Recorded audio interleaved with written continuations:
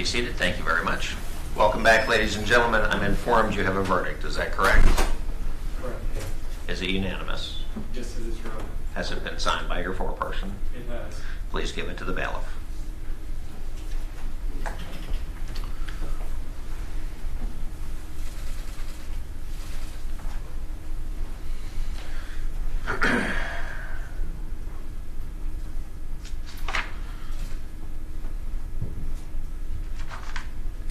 This is the jury's verdict in case 18B 1541-1, State of Georgia versus Tiffany Nicole Moss. Count 1, findings of jury as to alleged statutory aggravating circumstances.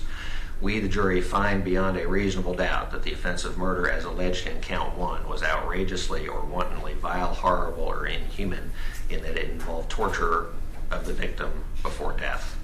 We, the jury, find beyond a reasonable doubt that the offense of murder as alleged in Count 1 was outrageously or wantonly vile, horrible, or inhuman in that it involved depravity of mind of the defendant.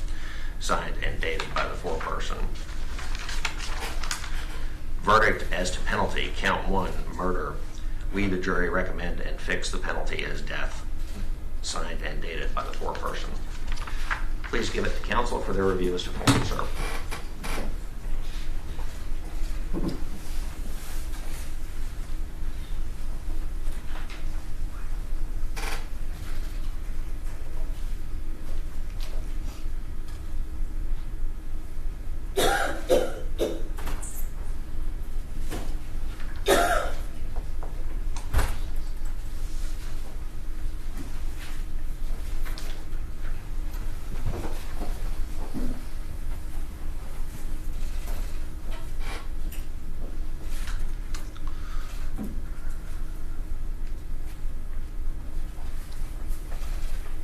Any exceptions to the form of the verdict by the state? None from the state as to form or substance. Any exceptions to the form of the verdict by the defense? No, Your Honor.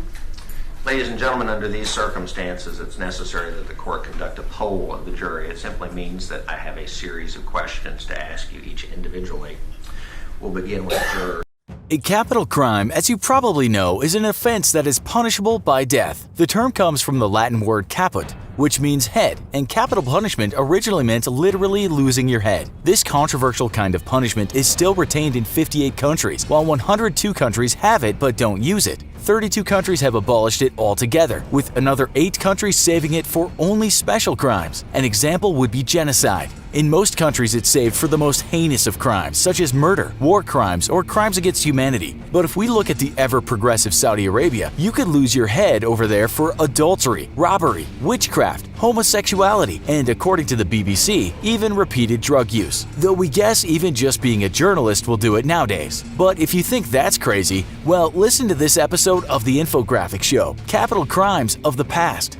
We'll start with Europe and move on to the USA later. If we look at the UK, a place where once upon a time you could have your limbs pulled off, your internal organs ripped out, and any other manner of awful punishments happen to you, you could say things have vastly improved. The last time they had an execution in the UK was on the 13th of August 1964, and that was the hanging of 2 men, Gwen Evans and Peter Allen, for stealing a few quid from a man and bludgeoning him to death in the process. The Guardian writes that there was no public outcry, and the event only got a couple of lines in the British press. Nonetheless, that was that. The Labour government wanted the end of capital punishment in the UK, and it was abolished in 1965. It remained somewhat legal for certain punishments such as treason until 1998, but no one was hanged during that time frame.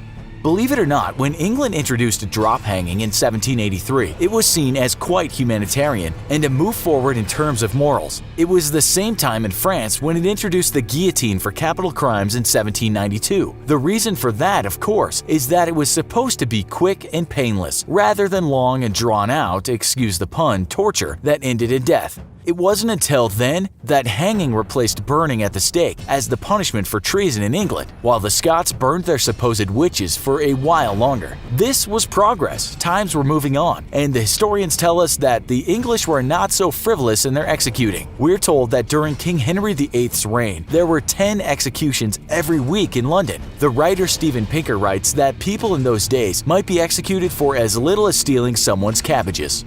If we look at the list of UK capital punishments in England as late as 1822, the barbarity of present-day Saudi Arabia comes to mind. That year, we saw the very last hanging for shoplifting in the country. How many of you have lifted a candy bar in your lifetime? An execution for witchcraft was no more. Still, you might find yourself in the gallows after a minutes-long trial with the judge telling you that you'll be hanged by the neck until dead for what might seem like today's minor offenses.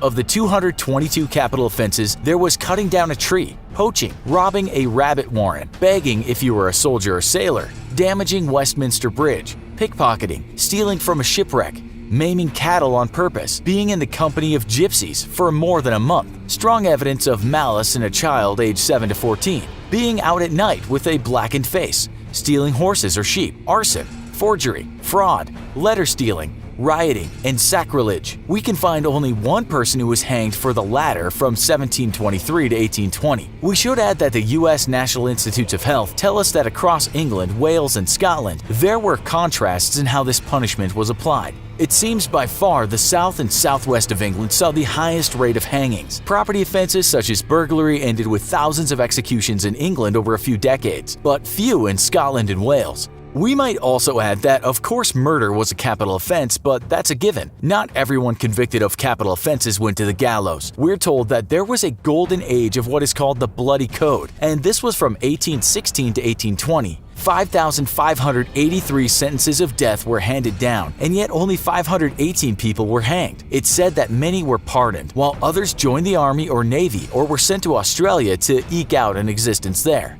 Thankfully, from 1822 and through to the 1830s, many of these capital offenses were removed. One of the reasons for the change was the introduction of police forces, which were supposed to help reduce crime rather than the old tactic of just preventing crime by scaring people with the consequences. By 1861, there were just 4 capital offenses. They were murder, high treason, piracy with violence, and arson in the royal dockyards. We're not exactly sure, though, what would have happened to you then if you went out robbing rabbits from warrens with your close gypsy buddies. We might also remember, in view of what we see as absolutely heinous and despicable today, is that England in the 19th century there was still a capital crime of committing the detestable and abominable vice of buggery with mankind or beast. Yes, that includes mere homosexuality. The last Brits hanged for this were James Pratt and John Smith. Their execution was on the 27th of November, 1835. The reforms after 1822 weren't exactly humanitarian across the board. Our American viewers must now be thinking that those Brits were a brutal lot, but those living in the New World were not always that far removed from such brutality. America had its own terrible laws. While it's hard to find exactly how many homosexuals were executed in the US, even after its independence from Great Britain and the creation of new laws, it seems the country wasn't all that progressive.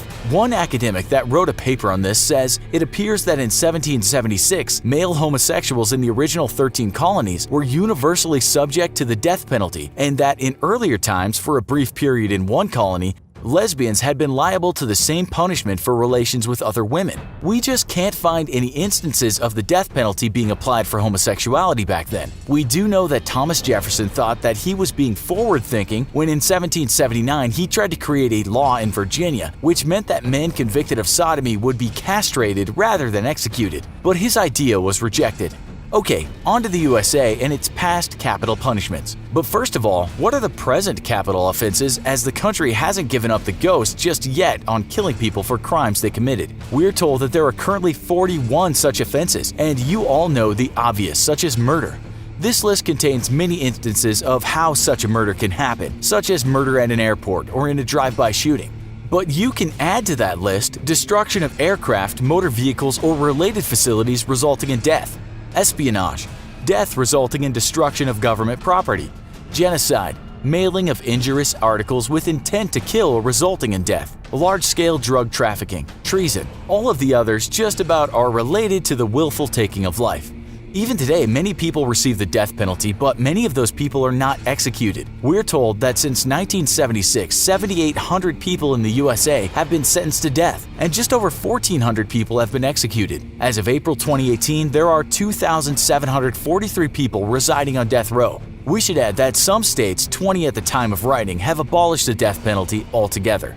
Back in colonial times, before America gained its independence, you can of course compare capital offenses to those of Great Britain. Historians tell us that you might be sent to the gallows in the 1600s and 1700s in the US for witchcraft, stealing food, heresy, trading with the local Indians, or when slaves killed their masters or masters' wives or family, traitorous denial of the king's rights, kidnapping, perjury in a capital trial, or striking one's mother or father upon complaint of both. Another historian tells us that you can add to that horse theft, counterfeiting, adultery, arson, bestiality, piracy, slave revolt, concealing birth, and burglary.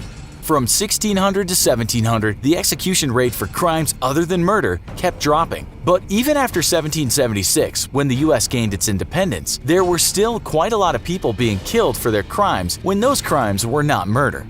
Not all states were the same. We're told that some states were much more lenient.